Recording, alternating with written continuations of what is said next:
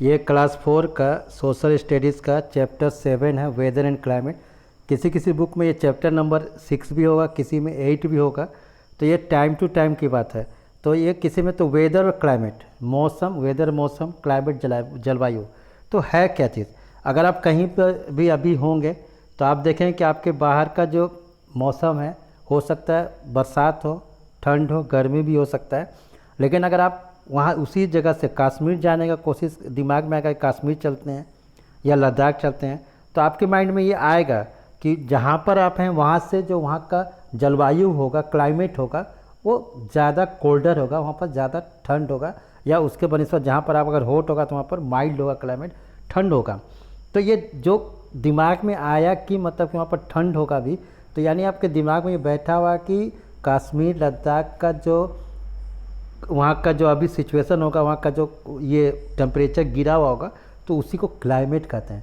Climate क्या होता है? एक लॉन्ग टर्म एटमॉस्फेरिक मेजरमेंट है, कि एटमॉस्फेयर का मेजरमेंट है कि क्या हो सकता है। जैसे आपके दिमाग में आ गया कि कश्मीर में ठंड होगा, देहरादून जाएंगे तो आपके दिमाग में आएगा ठंड होगा, माइल्ड होगा क्लाइमेट, दून जाएंगे तो इसी को क्लाइमेट कहते हैं।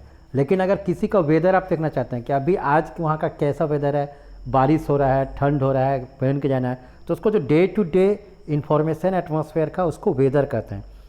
यानी weather reflects short term conditions of the atmosphere, while climate is the average daily weather extended period to certain location. अब यहाँ पर है कि ये जो पिक्चर्स दिया हुआ है, ये दिया हुआ है रसियन रिवर का है, और ये जो है नॉर्थ बेगाव बे का क्लिप का है। तो यहाँ पर आप देख रहे हो कि यहाँ पर जो स्काई है थोड़ा डार्कनेस है, इस जगह पर देख रहे हैं, यानी यहाँ पर बारिश होने वाला है। तो यानी weather can change from minute to minute, hour to hour, day to day और season to season. Climate is the average weather over a time और space. Weather is what you see outside. हो सकता है बाहर जो देखे particular day को वो वेदर हो गया, हो सकता है वहाँ पर 75 डिग्री भी हो सकता है, सनी हो सकता है, हो सकता है हैवी स्नो भी हो 20 डिग्री। और क्लाइमेट है कि एवरेज वेदर है, जो कि हो सकता है आप एक्सपेक्ट करें कि नॉर्थ ईस्ट में जनवरी में वहाँ पर कैसा होगा, तो निश्चित है कि वहाँ पर हॉट ह्यूमिड हो सकता है, लेकिन साउथ ईस्ट में हॉट ह्यूमिड और जर्मनी में बर्फबारी हो सकता है वहाँ पर। अब है कि फैक्टर अफेक्टिंग द क्लाइमेट, ये क्लाइमेट को कौन कौन सा फैक्टर अफेक्टिंग करता है। तो क्लाइमेट को जो फैक्टर अफेक्टिंग करता है, आप देख रहे होंगे कि कौन कौन अफेक्टिंग करता है फैक्टर को। क्या आप कहते हैं distance from the equator. Distance from the equator की इक्वेटर है, यहाँ से जो सन्स है, यहाँ देख रहे हो कि इक्वेटर में सनलाइट जो है डायरेक्ट अर्थ का डिलीवर्ड कर रहा है यहाँ पर, और यहाँ पर हीट होगा।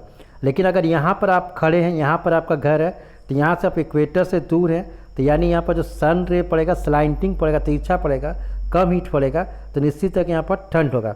यानी डिस्टेंस फ्रॉम द इक्वेटर एक ये पहला फैक्टर्स है कि the distance from the equator affect the climate of a place.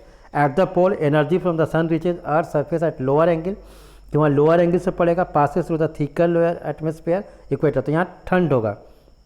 Collar to the equator, कि इक्वेटर से ठंड होगा।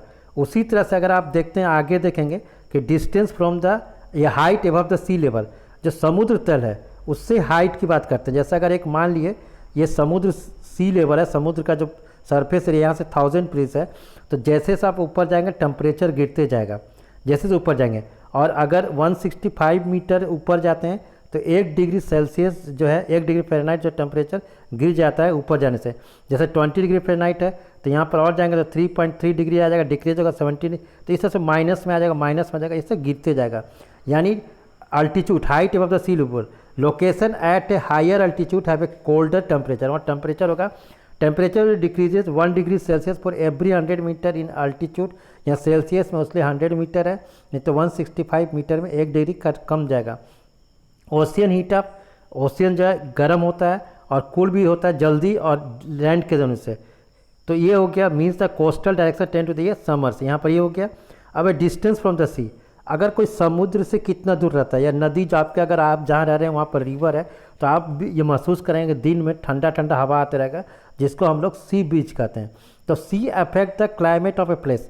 जैसे अगर यहाँ पर दिन है तो पानी देरी से गर्म होता है, तो यानी जब सूरज रहेगा तो ये कूल रहेगा, क्या रहेगा, कूल, ठंडा, लैंड के बनिस्बत, और ये गर्म हो जाएगा, तो ये हवा ऊपर पहुँचेगा, गर्म हवा, ये यहाँ से टकरा के यहाँ पहुँचेगा, फिर ये जब यहाँ जब ऊपर जाएगा तो स्पेस खाली होगा, तो ये यहाँ आते जाएगा।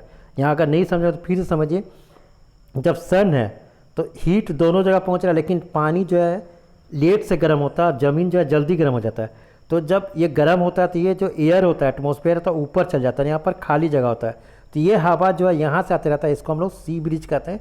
तो ये जो समुद्र या नदी के पास है वहाँ पर ठंड रहता है, और रात में ठीक उल्टा होता है कि यहाँ से जो माने कि ये अब पानी है देरी से गर्म हो गया तो ठंड भी गर्म लेट से होगा, लेकिन जब ज़मीन ठंडा हो जाएगा तो ये उल्टा कवर करेगा, तो इसको हम लोग लैंड ब्रिज कहते हैं, नाइट में होता है।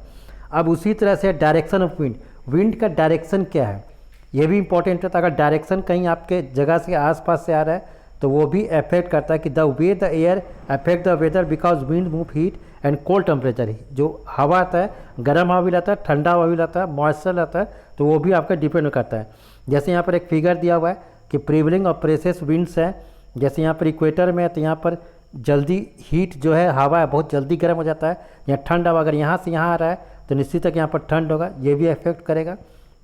उसका डायरेक्शन ऑफ माउंटेन, कि माउंटेन का डायरेक्शन कैसे है, अगर आप देखेंगे इसको देखेंगे माउंटेन ऑफ डायरेक्शंस का, जैसे यहाँ पर डिफिनेशन देख लीजिए कि the combination of mountain range and prevailing winds affect local weather if not so ways the climate as moisture and winds comes in from the ocean the presence of mountain range forces air upward into lower atmosphere.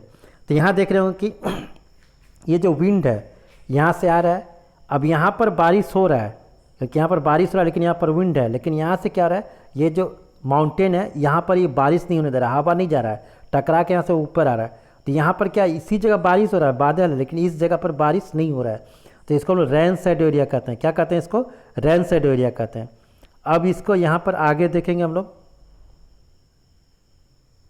Season of India, India में कौन कौन season है, तो Indian meteorological जो department है वो बताया कि 4 सीजन है, विंटर है, समर है, मानसून और पोस्ट मानसून है। तो विंटर दिसंबर से फरवरी रहता है, समर मार्च से मई रहता है, मानसून जो बारिश होता है जून से सितंबर रहता है, और पोस्ट मानसून जो हो गया अक्टूबर से नवंबर हो गया या ठंड हो गया जिसको हम लोग कहते हैं। तो यहाँ पर ये पिक्चर दिया कैसे कैसे रहता है, इसको सीजन ऑफ इंडिया को डिस्क्राइब किया है, summer March to May where to go, कहाँ जाना है इसके बारे में समझा दिया है। उसके बाद जाके वर्कशीट है, वर्कशीट आप इसको देखिए, पाउच करके आंसर लिखिए। उसके बाद जाके जो आंसर नहीं आता होगा तो हमको बोलिएगा, फिर यहाँ पर गिव उसका कमेंट बॉक्स में डालिएगा, हम बताएंगे। फिर गिव 1 वर्ड्स हो गया, इसको देखिए, वीडियो को रोक कर आप सारा का आंसर लिखिए। फिर मल्टीपल चॉइस क्वेश्चंस हो गया, धीरे धीरे ऊपर बढ़ा रहे हैं।